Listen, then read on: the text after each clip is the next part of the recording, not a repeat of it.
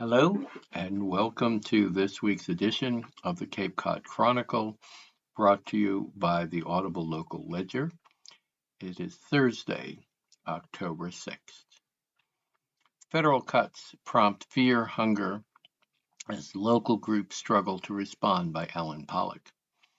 It's too early to say empirically whether the government shutdown and federal cuts to nutrition programs are driving more people to local food pantries, but one thing is clear. The chaos in Washington is causing real fear on the Lower Cape. Just from listening to the conversations of people in the waiting rooms, they're terrified, said Paul Lonergan, executive director of the Harwich-based Family Pantry of Cape Cod. The reduction and delay of federal Supplemental Nutrition Assistance Program, SNAP, benefits is expected to force thousands of Cape Cod residents to need additional food. But with program cuts only a few days old, there may be a delay before the effects are known. Katie Wibby, CEO of Lower Cape Outreach Council, said the impacts can't be fully quantified yet, but it's important to note that the SNAP freeze isn't the only new pressure on local families. We have residents in our community who work for the federal government, like the National Seashore, and haven't seen a paycheck for a month. And we also know that many healthcare premiums are about to increase, she said. We also are going into one of the most expensive times of the year for families, especially those with children who are preparing for Thanksgiving and the holidays. LCOC, which operates food pantries at all Lower Cape towns and provides financial assistance to families, has already seen a 25% increase in demand in 2025, she added. I expect that these additional factors are going to drive that number up significantly, she said. The family pantry, likewise, can't quantify how many clients are visiting because of government cuts. We don't ask, Lonergan said. However, we had the busiest day the pantry's ever had last Thursday, with 324 people coming in a single day, around 50 more than usual.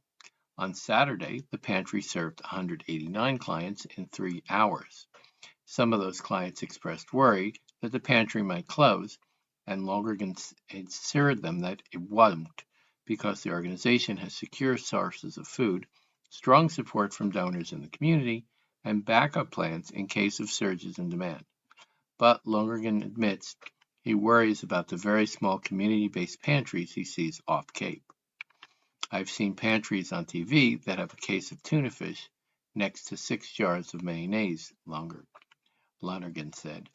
The family pantry, which benefits from a large warehouse, has extra stock on hand to meet the additional demand.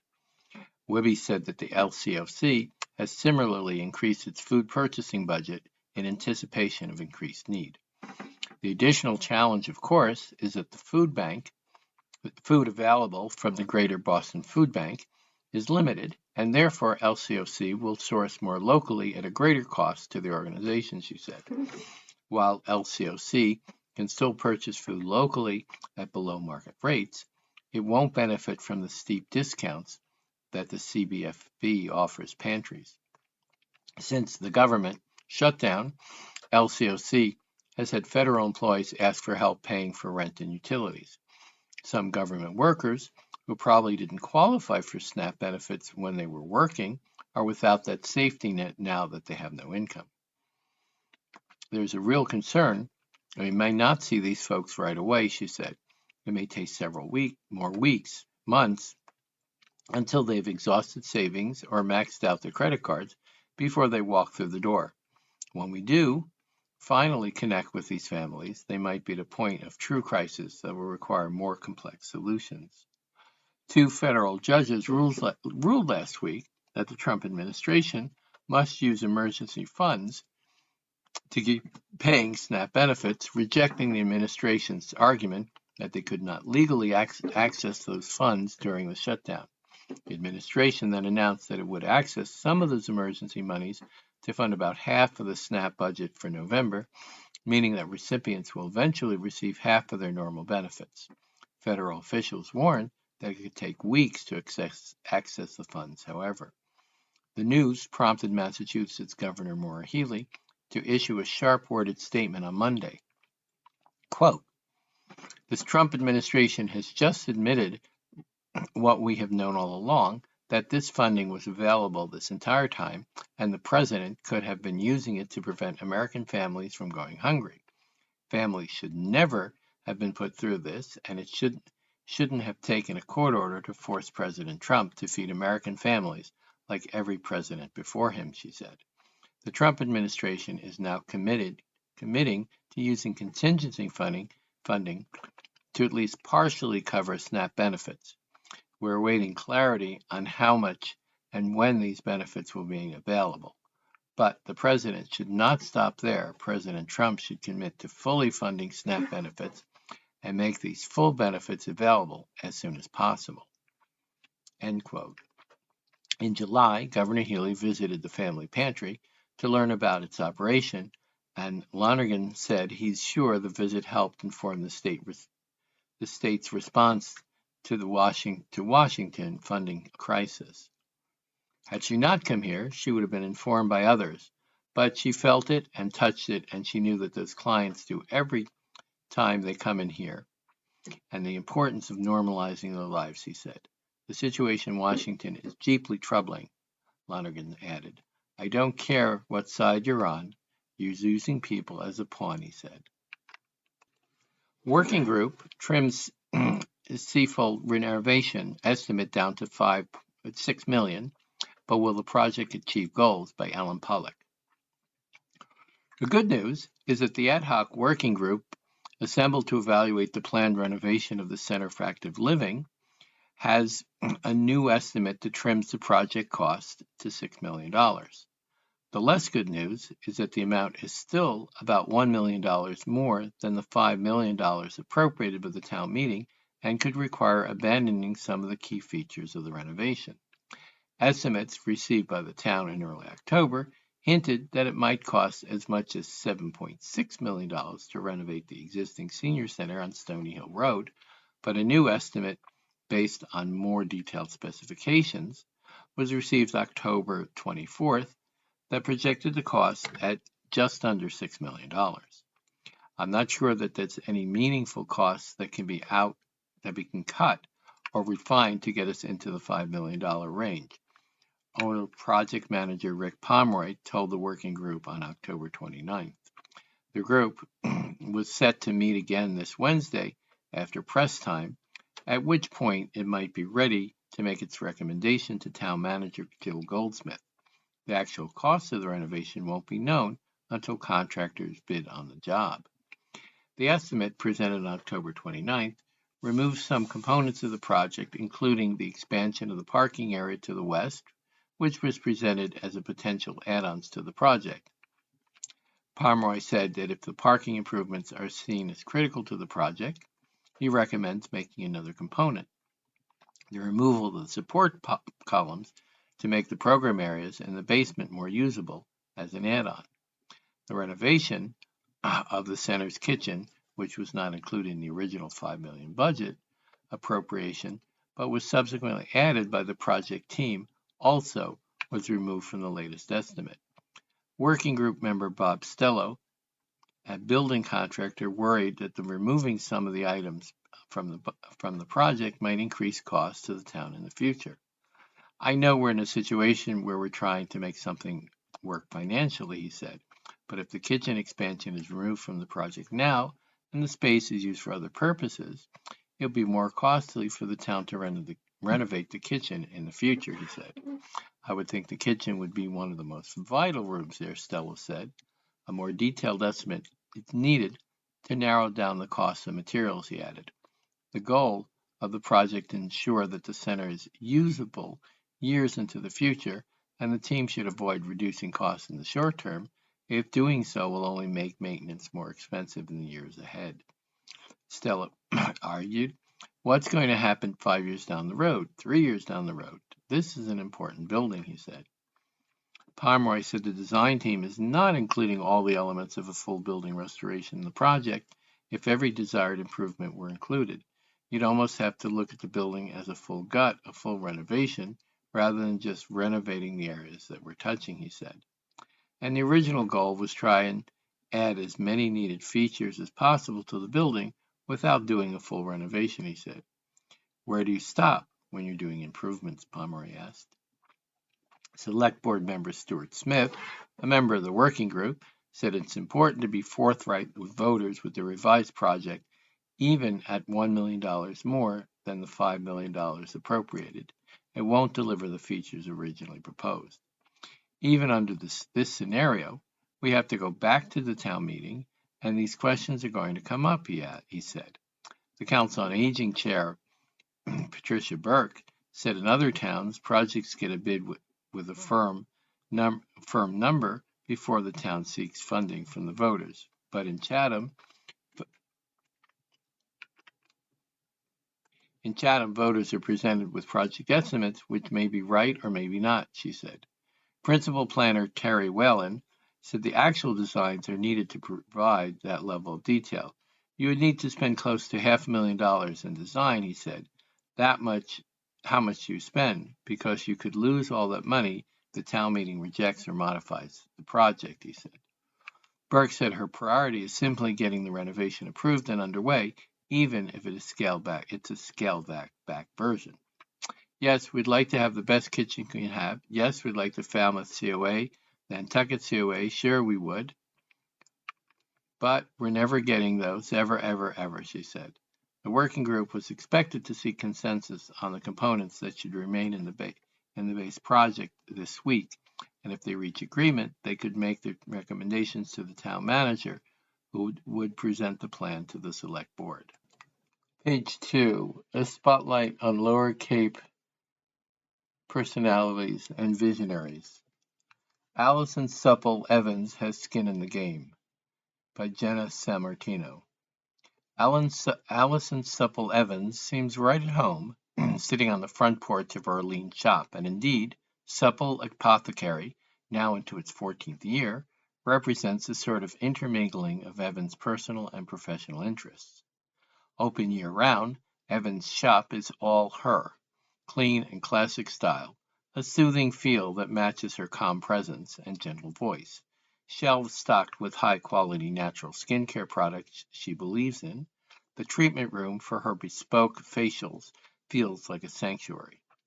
But Evans didn't dream as a young girl of being an esthetician, although she did grow up with an eye for aesthetics. She laughed as she recalled rearranging her bedroom furniture as a kid, like daily. And after finishing college in Boston, Evans lived and worked on Newbury Street, soaking up its distinctive style. That was kind of important part of my life, she recalled, being introduced to Newbury Street and how sophisticated and affluent it was. I was very quickly enamored with that whole scene. Evans found that she had an interest in interior design and started taking night classes to learn more about the field. She might have settled into a solid East Coast life if she didn't happen to take a trip in her early 20s with friends to California. I went to San Francisco. It was just like instant nirvana for me, she said. All these decades later, there's still an exhilaration in Evans' voice when she talks about the place. I was floored by the energy, the whole vibe. I came home and basically started putting the pieces together to move there.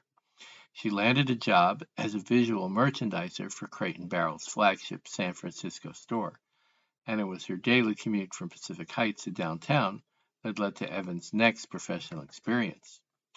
On the Jackson Fillmore bus, at one of the stops, there was a beautiful high-end furniture showroom, she said.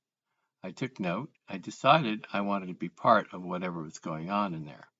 One day, Evans walked in with a resume and met the owner, a well-known designer in San Francisco. She walked out with a job managing the showroom. Over the next decade, Evans grew along with the company and eventually became the director of marketing and brand manager for their specialty line of luxury custom-made furniture. But she loved the company and the work, but when I managed the showroom, I sometimes stayed until midnight moving things around, she smiled, recalling the little girl who had so loved rearranging her bedroom furniture. But the market began to change and and the company, with its domestically built handcraft pieces, couldn't compete. They filed for bankruptcy. When you're that young, a decade feels like your whole life, she said. I tried working for a couple other design firms, and it was just not the same. Not as inspiring, not as progressive. It didn't excite me as much. It was around that time that Evan's husband, John, a professional musician, was preparing to go on a world tour with recording artist Tori Amos. Evans was hired to be Amos's tour documentarian and behind-the-scenes photographer. When I was in Europe on the tour, I started to become really interested in natural skincare I was seeing in the local apothecary, she recalled. I was trying things and realizing that this level of product, high quality, chemical and synthetic free, was not at the time easily found in the States. Evans saw an opportunity but said, I really wanted to understand how these products work and how to prescribe them, as opposed to just selling them. I became really intrigued by the idea of actually becoming a practitioner. I knew when I got home I wanted to enroll, become a licensed esthetician, and then open up shop. In 2004, Evans opened up her store in North Berkeley. It was a great success from the get-go, she said. It really filled a niche, and I think the Bay Area was a perfect place for it. One thing that didn't come naturally was the business name. I planned on naming the business Pharmacy, and my friends thought that was ridiculous. And why would I not call it Supple? She recalled. After all, when you're a skincare guru and your maiden name is Supple, you go with it. Eventually, she and John decided to move back east. Evan sold her California business to a mother-daughter team who still run it today. John is a native Cape Codder, and Evan's family had been summering in the Cape since the 1930s. The couple owned a cottage in Dennis and used the Cape as a landing pad while exploring relocation options in places like Brooklyn, Providence, and Portland. The rest, of course, as a tale as old as the Cape. We really just started to fall in love with being on the Cape. She recounted she remembered being at the Land Ho with John on a snowy Christmas Eve, and John said, let's just move here. They found their dream house in Orleans, and Evans said it felt like the perfect home for Supple Apothecary, too. I'd been doing it long enough that I trusted it, and it really trusted that it would be well received here, and it was, she said.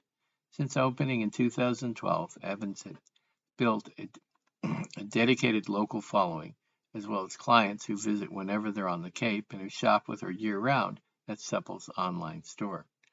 We're so happy here, she said, as she contentedly looked out at the autumn foliage from Supple's porch. We love the community of friends, and we really wouldn't want to live anywhere else. The Cape is an enveloping place. It just holds you. GoFundMe launched to help Jamaican hurricane victims by Ryan Bray. A GoFundMe campaign is swiftly raising funds in support of victims impacted by the devastation brought on in Jamaica by Hurricane Melissa last week. Mac Hay, owners of Mac's Seafood, started the fundraiser on October 29th. By mid-afternoon Monday, the account had raised close to $89,000 for victims in Black River and St. Elizabeth areas that have been hit hard by the storm. The fundraiser is aiming to raise $100,000 in relief funding for basic humanitarian needs, such as food and temporary shelter.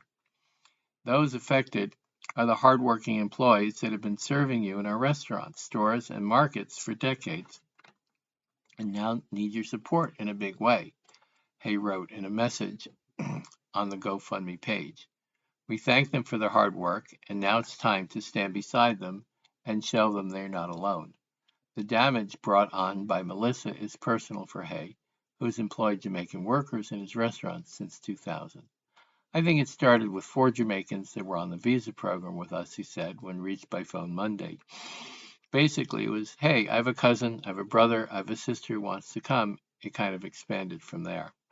Hay, who operates 2 restaurants in Wellfleet, in addition to locations in Chatham, Eastham, and Provincetown, said his restaurants today employ between 50 and 60 people from the island annually.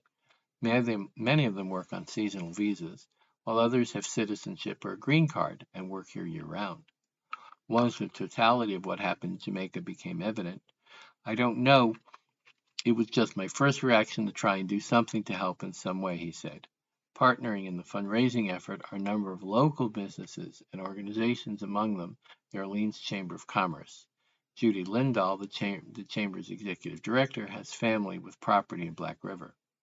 The recent devastation in Black River, St. Elizabeth, and surrounding areas in Jamaica has left many families struggling to rebuild their lives, Lindahl said. Our community has a long history of connection with Jamaica, and now is the time to show our support. Lindahl's niece and her husband live in Harwich, but own property in the east side of Jamaica, where her niece's husband is from. Just the family being concerned about their family's welfare, we've been in touch. Thankfully, their side of the island was okay, not severely damaged like the west side of the island. The west side of the island needs some extreme help. Hayes said the Orleans Chamber and other partnering organizations are using their respective platforms to provide exposure to the fundraising and the need for humanitarian relief in Jamaica. Among them is the Pals for Life Foundation, which provides financial assistance to hospitality workers in need. All money raised through the GoFundMe campaign will be sent to vetted relief organizations in Jamaica.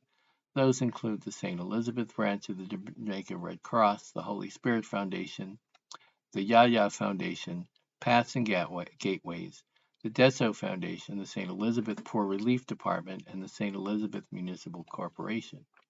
Beyond the GoFundMe, a fundraiser is being organized for Sunday, November 5th at Hog Island Beer Company in Orleans, with proceeds going to provide further support to those affected by the hurricane. The event will feature Jamaican food, live music, and a DJ. Beyond raising money, Hayes said the event will hopefully rally the community in support of the effort. This is the perfect example of how we are one world, he said. We're one people, as Jamaicans say, and this is our time to show the Jamaican community and other communities in the United States that this is what we need to do. We need to show humanity. Police, no role in immigration enforcement. Chiefs encourage people to call for help regardless of legal status, by Ryan Bray. What role do police play in assisting immigration and customs enforcement officials if and when they come into town? It's a question that's been raised frequently to Cape Police chiefs through their ongoing work with the MLK Action Team's conversations with police initiative. But Chatham Police Chief Michael Anderson was succinct in his response. We're not allowed to enforce or assist with the enforcement of immigration laws, he said when reached by phone last week. As ICE agents continue to pursue alleged undocumented residents in communities throughout the country, including here on Cape Cod, the question of where the authority of local police departments lies in such matters has become an increased topic of conversation among members of the action team, said Jeff Spalter, who chairs the monthly Conversations with Police gathering between chiefs and action team members. It was really amazing, he said, of the chiefs' responses to members' questions. All 8 of the chiefs that we work with, they were so clear. In 2017, the Massachusetts Supreme Judicial Court ruled in Lund versus the Commonwealth that local police do not have the authority to arrest and hold an individual solely on the basis of a federal civil immigration detainer beyond the time that the individual would have otherwise been entitled to be released from state custody. The primary question from action team members is, do the local police, quote unquote, work with ICE or enforce immigration laws, check immigration status, report people to ICE, and answer to all of that? And the answer to all of that, in essence, is no. Chiefs on the Lower Cape said that their interactions with ICE on immigration matters have been few and far between. Anderson said there have been 2 occasions in which ICE have contacted his department to alert them they'd be in Chatham. The specifics of exactly where were not discussed, he said. We don't even know if they showed up or if they left or they were successful or not, he said. Harwich Police Chief Kevin Considine similarly said he has occasions where ICE has notified him of their presence in town, but his department played no role in assisting the federal agency. When you look at ICE activity or detainers, that's civil, he said. That's civil stuff on the federal end. We don't deal with civil stuff, and we don't deal with the federal stuff. That does not mean there aren't situations in which local police might work with ICE or other federal agencies. While local police have no authority in issues of immigration enforcement, they can assist other agencies on criminal matters, he said. Spalter, meanwhile, said the police could also be called to assist federal authorities in the interest of public safety. And unfortunately can look to folks like they're helping ICE, he said, but they're really there to keep the community safe. With people's awareness of ICE activity heightening, Chief said it is important for residents and visitors to understand where the authority of local police departments lie when it comes to immigration enforcement. The Chatham and Brewster police departments have posted a list of frequently asked questions on each of the town's websites designed to make clear what local police can and can't do when it comes to matters of immigration. Eldridge said, it can be easy for some to think of all law enforcement as being one and the same thing, but that's not the case. When it comes to policing in a small town, law enforcement is a very small piece of policing, he said. By being police officers in the community, you get to know the community. And when another agency is in a community just to enforce a specific law, they don't have the same opportunity to get to know the community, to engage with the community on a level that's outside of law enforcement. But Chief said they want to make clear that anyone in the community is called police for assistance, regardless of their legal status. If there's somebody in Chatham in our community that might have an issue with immigration status, but they're a victim of a crime, I just want those people to know that they can call the Chatham Police Department, Anderson said. We'll answer the call, we'll investigate the crime. Do not be in fear of being deported by the Chatham Police Department. Departments present potential CPC funding requests, with some headed for May town meeting by Mackenzie Blue. Late last month, the Community Preservation Committee hosted a public hearing for department heads to come forward with potential future funding requests. While some look to the future, there were a number of upcoming housing projects that gave a clear indication of what voters can expect at a town meeting in May. Community Preservation Act funds come from the 3% surcharge on the town's real estate tax revenue approved by voters in 2005. The distribution schedule allocates 10% of the funds for open space recreation, 10% for community housing, 10% for historic preservation, with the remaining 70% spread among all categories. A 2022 town bylaw established a non-binding target allocation policy from 2023 to 2027 for the CPC spending that designate 30% to open space, 30% to community housing, 10% for historic preservation, 10% for recreation, and 20% for any CPA-eligible project. All of the community housing proposals are set to submit applications for town meeting in May. The Affordable Housing Trust presented an application for $550,000 that would cover a number of necessities for the upcoming fiscal year. Although Assistant Town Manager Donna Kalanick and Housing Coordinator Jill Scalisi brought a specific monetary amount, they said the modifications regarding use of the funds may be made after the financial forecast for the upcoming fiscal year is complete. The idea that the trust can use the funds for any CPA-eligible projects, Kalanick said, would lessen the burden for the trust and the CPC as they go through the application, which is due December 1st. The application will likely include a request for $75,000 to fund the preservation for affordable housing project, which seems to save homes on the subsidized housing inventory and preserve their affordability. The trust is asking for $200,000 to continue funding the town's rental assistance program, which currently helps 20 households in Brewster. Additionally, they are looking for $100,000 to contribute to buy-down funds and used to make homes more affordable. The homes require a universal deed rider. The housing coordinator position has historically been paid through CPA funds, which will continue. This year, the trust is seeking a little over $83,000 for the position, which is now full-time. Brewster recently became part of the Barnstable County Shared Regional Housing Services, which offers a number of different services, including compiling data, looking through short-term rental information, and identifying homes that have deed restrictions, which are about to expire. The 2-year pilot program was deemed a success, and the Trust believes it should continue.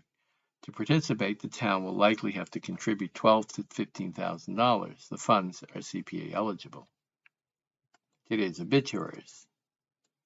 With profound sadness, we announce the passing of Robert Benson, 82, of Hardwick, on Saturday, October 25th.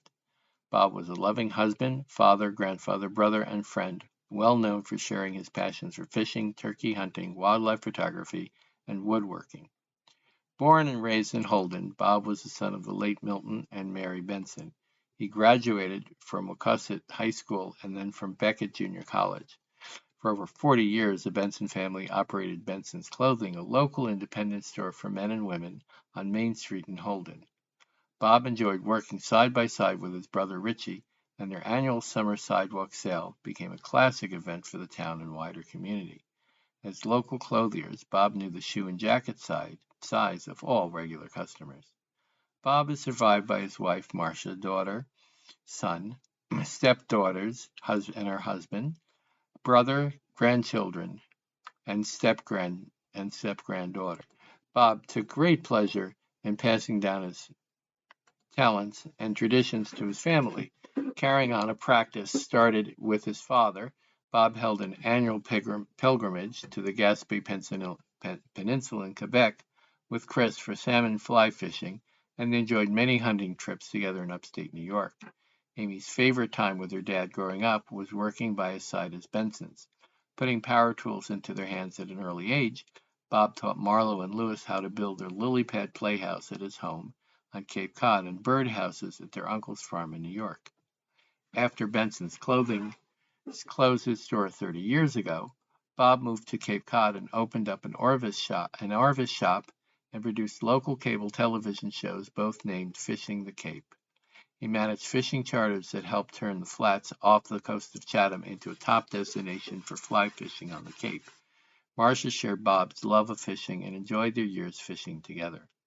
While living on the Cape, Bob began making tables out of wood reclaimed from barns and old homes throughout New England. What started as a hobby soon had Bob and Marcia moving into the oldest house in Chatham, where they created a dedicated workshop for their new venture, Cape Cod Colonial Tables. Bob taught Chris the art of table building craftsmanship, which he continues today at his own store. All the grandchildren cherish their memories of summer visits and cozy holiday celebrations at this home on the Cape. Amy learned her love of wildlife from her dad, and with every great animal sighting, whether in the back of woods or in a yard camera, Bob was the first person she would call, so he could fill her on the essentials of each animal.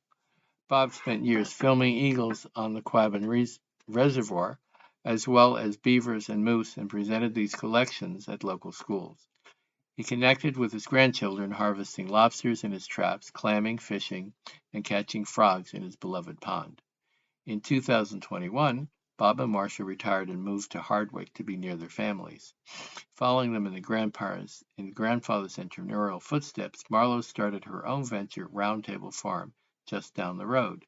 Bob was #1 fan of the farm and constantly shared his dreams for the business with Marlo.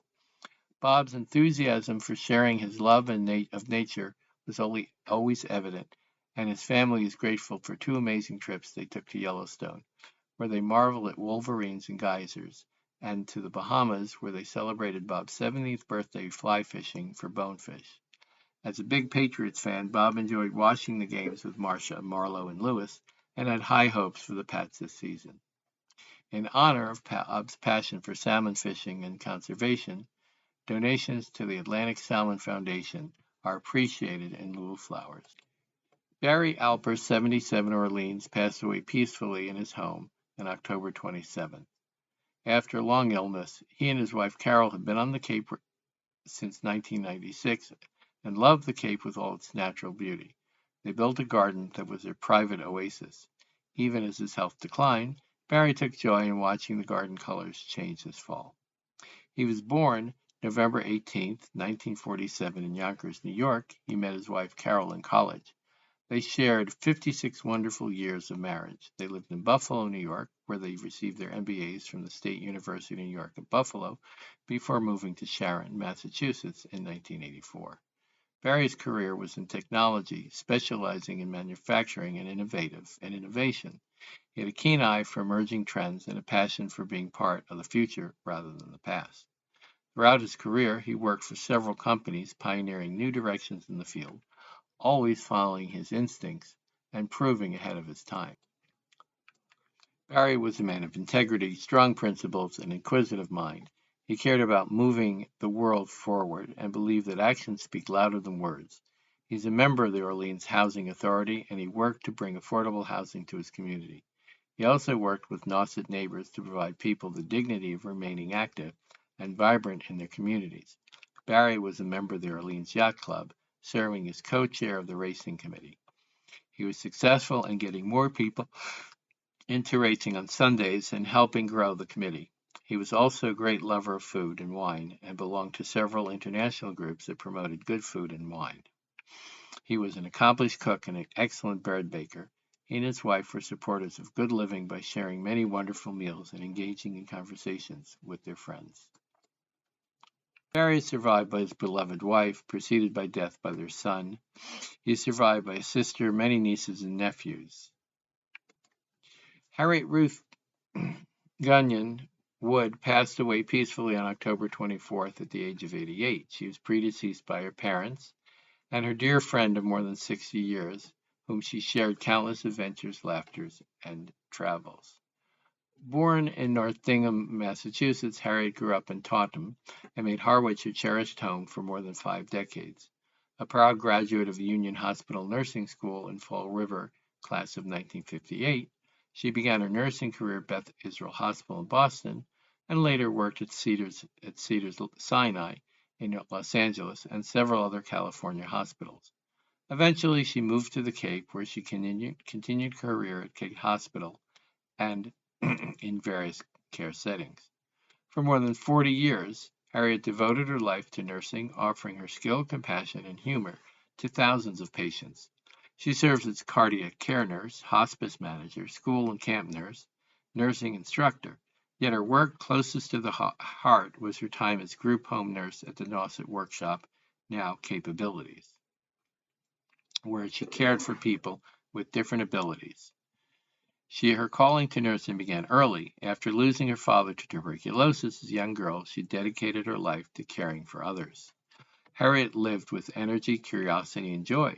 She loved jazz and live music, swimming, tending to plants, and she grew from seeds, discovering treasures, her collectibles from here, there, and everywhere. She had a quick wit, an easy laugh, genuine interest in people's stories. Harriet connected effortlessly with others, often through spirited conversation and shared humors. A lifelong animal lover, Harriet opened her heart and home to many rescue pets. Over the years, she will be deeply missed by her cat Rosie, her grand dog Lucy. Above all, Harriet was a devoted and loving mother, sharing a deep and enduring bond with her daughter, who was the center of her life. Harriet's life was enriched by her wonderful neighbors and her loving cousin. Her family extends heartfelt gratitude to the many compassionate individuals and organizations who cared for Harriet in her later years at the home. The Harwich Meals on Wheels volunteers, Beata Home Care, and Renee Featherstone, Harwich Town Nurse, and the Visiting Nurse Association of Cape Cod. During her final year, Harriet's own legacy of loving care was returned to her by the extraordinary care teams at Liberty Commons in Chatham and Broadreach Healthcare. Lily Moore, Sissy Stanton. It is deep sorrow that J. Alex Stanton IV, the brother of Lily Moore Stanton, announces the death of Leila Stanton on October 18th. Ms. Stanton passed away on October 18th after a long illness. The directors of Brown Pennington Atkins Funeral Home and Crematory are caring for the family. Leila Moore Stanton went by the name of Missy, and she most recently lived with her brother and her wife Betsy in Hartsfield, South Carolina. Missy graduated from McCall High School and then attended and graduated from Everett College in Danville, Virginia. She next lived in Capitol Hill. For decades, she worked as a medical assistant at Massachusetts General Hospital in Boston. Then, for a decade, she lived on Cape Cod and was employed in hospitality services. Approximately 8 years ago, she moved from the Cape to North Myrtle Beach, where she lived until she moved to Hartsville in June of 24. She enjoyed her family and many friends and her beloved dogs. Missy was a terrific cook and well known for extraordinary cookies for all occasions. She's survived by her brother, his wife, along with nephews. She's survived by 3 children of Hayes Stanton. Set in Stone, renovated Veterans Memorial Park ready for its public debut by Ryan Bray. Standing in the flatbed of his truck, Tom Blute gave the crane operator the signal, and up it went. The refurbished World War I memorial was slowly lowered backside down into the Veterans Memorial Park on October 28th. After some more careful strapping and positioning, the monument was set on its footing at the end of the park fronting Main Street. Blute, owner of Henry T. Crosby and Son in Harwich, refurbished and cleaned the memorial, the first to be reset in a newly renovated park at Academy Place.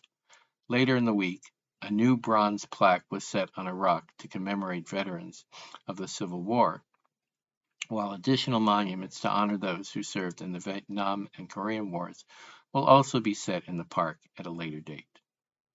The park has undergone a significant transformation, complete with new utilities, circles and walkways, laid with inscribed memorial bricks, and new granite seating walls. By Veterans Day, new benches will be set and plantings donated by Agway will be in the ground. For Kevin Higgins and others in the town's Veterans Committee, these final punch list items represent the finishing touches on a project almost a decade in the planning. It was a labor of love, said Higgins, the committee's longtime chair, who has been at the forefront of efforts to renovate the aging park. On Veterans Day, the revitalized park, ground for which broke in the spring, will make its public debut at the 11 a.m. ceremony. After the town's annual ceremony in the village green Tuesday morning, the organizers and attendees will make their way across the street to the Memorial Park. There, local veterans John Murphy, Cecil Newcomb, Vince Van Norman, and Mon Cochran will cut a ceremonial ribbon.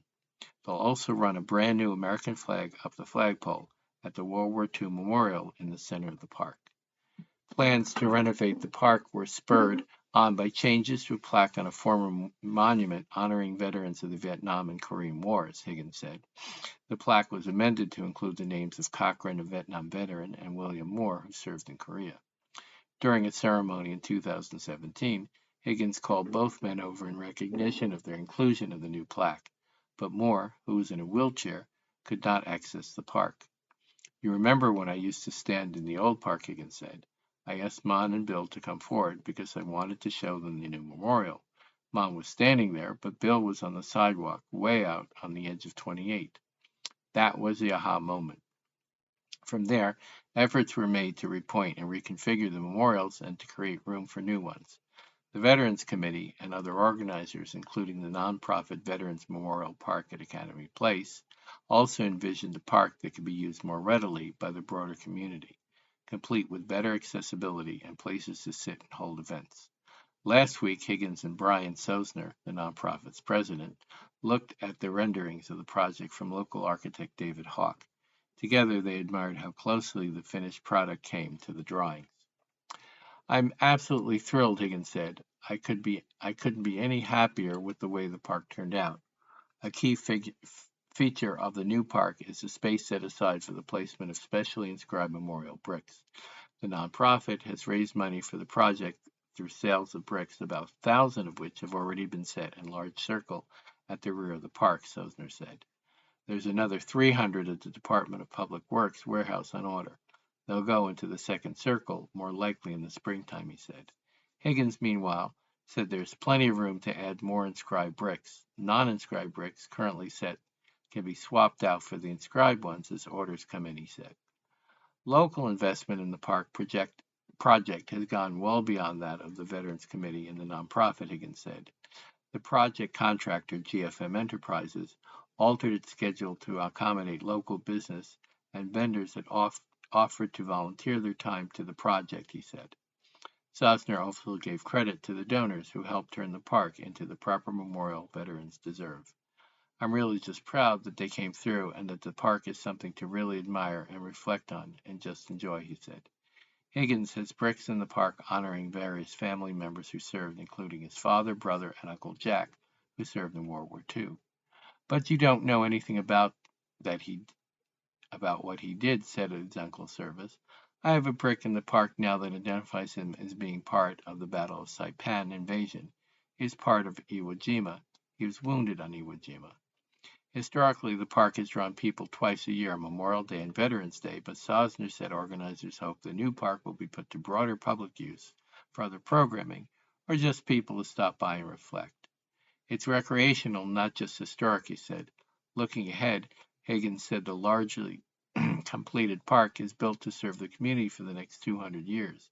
That includes space for future memorials down the road as needed. If I look back on the time I spent on it, it makes my head spin, he said. But I look back on it and it wasn't work. This was something we wanted to do to honor the veterans. Classrooms for Cape Tech's Main Street campus to relocate by William Galvin.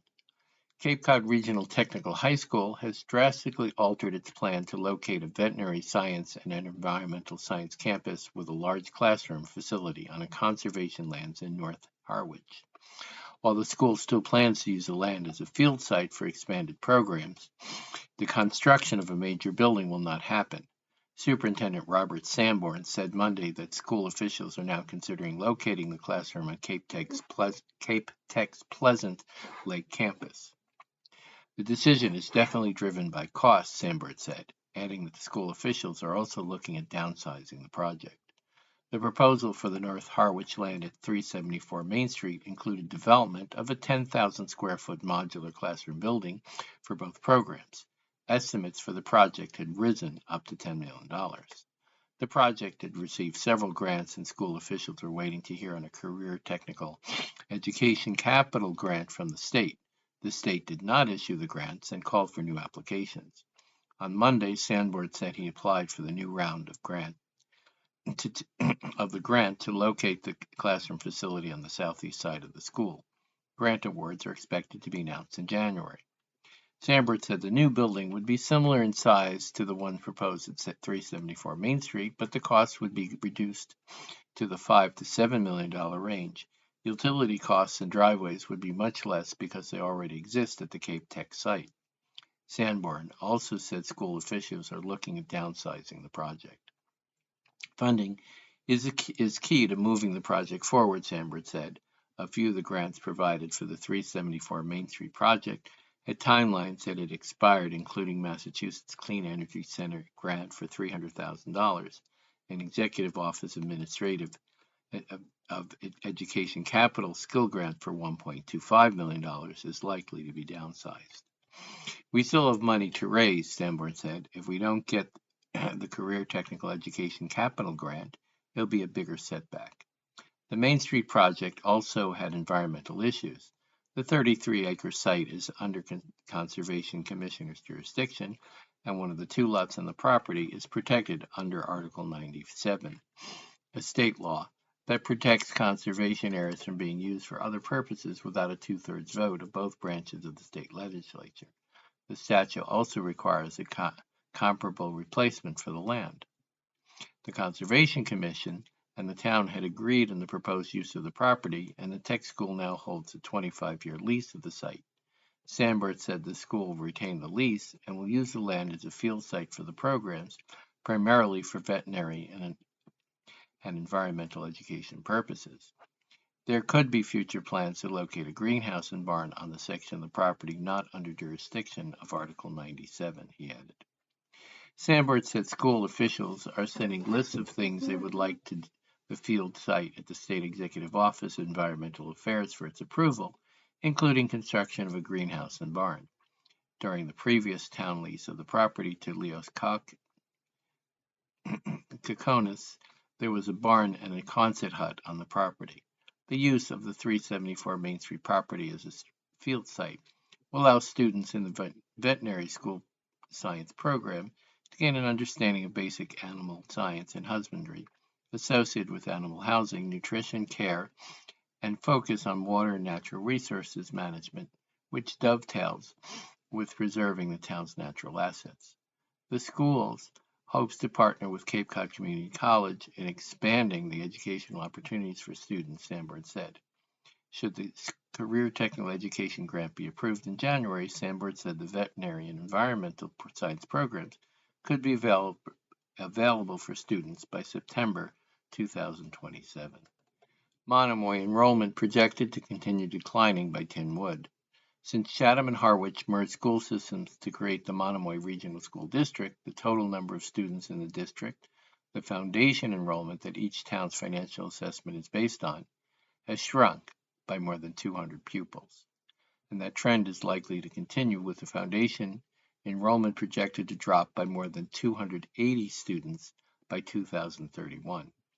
Those numbers are at the root of the Harwich Select Board's concern that their town's rising share of the district budget since fiscal 2013, the first year of the merged budget, Harwich percentage of the district's $50 million budget has gone from 73.4% to 77%. According to the district, the projection for 2031 shows Harwich's share rising to 78%. In contrast, Chatham's percentage of the budget based on the foundation enrollment has gone from 26% to 23% and could dip to 22% in 2031. Those changes may seem small, Superintendent of Schools Scott Carpenter said at a recent Chatham Select Board meeting, but in a $50 million budget, even a 3% shift from one town to the other is significant. The foundation enrollment includes all school-aged children in each town, even those who attend charter or private schools or attending other districts through school choice, since the district is financially responsible for those students. Carpenter said each year, a financial assessment is based on a 3-year rolling average of the foundation enrollment. Overall, both towns have seen the number of students decline over the past dozen years, Chatham more so than Harwich. At the elementary level, both towns are seeing a loss of students at pretty alarming rates, Carpenter said, even though the loss to other districts through school choice has dropped dramatically since the early days of the district. Enrollment of Chatham students in the Monomoy district this year is down by 22, a 6% decrease, while there are 62 fewer Harwich students, a 5% decline. Preliminary enrollment for the current year at Chatham Elementary School is 146, at Harwich Elementary School 449, Monomoy Middle School 397, and Monomoy High School 748, for a total district enrollment of 1,746. By 2031, the total district enrollment is projected to be 1,378, with Chatham Elementary at 130, Harwich Elementary at 362, the middle school 308, and the high school 576. Carpenter noted the high school class of 25 had 157 graduates, while the incoming senior class includes just 138 students. He was clear that he believes the region's high cost of housing is the root of the enrollment declines. At the end of the day, it comes down to this whole concept of affordable housing, how we make it affordable for families to stay in the system. In an attempt to address Harwich's officials' concerns about the town's rising share of the school budget, the regional agreement was amended to require that each town pay the operating costs of its own elementary school. That essentially shifted $1 million from Harwich to Chatham. Harwich officials have said that continuing to shift district costs to Harwich is not sustainable. School committee members have indicated that they are willing to open discussion with both towns about changes to the financial provisions of the regional agreement. But Carpenter urged the Chatham Select Board that if there is an ask in that direction, be sure there's a clear position articulated of what the why is behind the ask. Cleanup of illegal junkyard, a success by Ellen Pollock. Following many years of neighbors' complaints, legal wrangling, and contentious meeting, the cleanup of the illegal junkyard at 32 Mill Hill Road is complete. Eagle Eye Contracting carried out the cleanup of the property between October 14th and 20th, removing around 160 cubic yards of debris, the equivalent of 16 large 40-foot roll-off dumpsters, including 3 tons of tires, Natural Resources Director Greg Berman told the Health Board last week. The tires are actually treated as hazard materials so that the propane tanks and gas leaks actually added to the project cost, he said.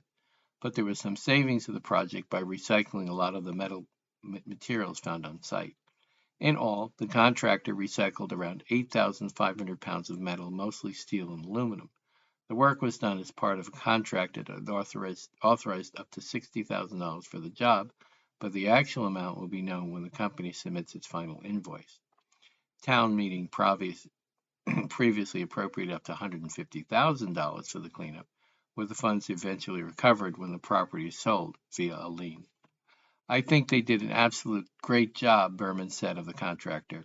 While a few items remain scattered around the property, this is by no means an illegal landfill anymore. The work was conducted under a court order that allowed the town access to the property owned by John McGrath. The court order allows the town to keep the property clean if necessary.